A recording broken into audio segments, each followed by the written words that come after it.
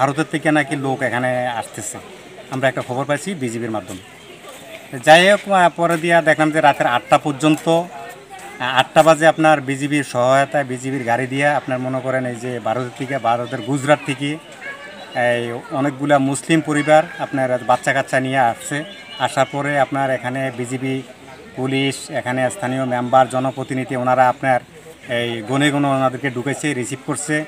তারপরে আপনার গতকালকে আজকে পর্যন্ত আপনার ওনাদেরকে খানা দানা পরিবেশন আপনার ইত্যাদি দেখভাল করছে।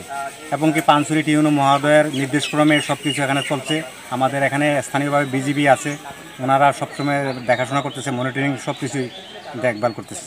আতঙ্কিত হওয়ার কারণ বলছেন ভারত এবং পাকিস্তান যুদ্ধ পাচ্ছে, আমাদের সাথে তো ভারতের আমাদের কোনো কিছু না।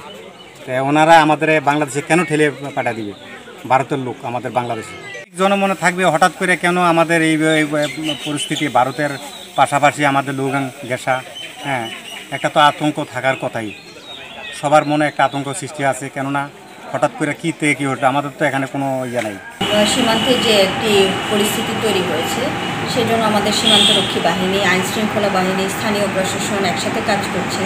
স্থানীয় টানা ৭মবারের মতো বেস্ট টিস্যু পেপার ব্র্যান্ড হিসেবে স্বীকৃতি পেয়েছে বসুন্ধরা টিস্যু। জনগণকে এই বিষয়ে সচেতন করা আছে এবং তারা খুবই সচেতনভাবে এলাকায় সতর্ক অবস্থায় আছে।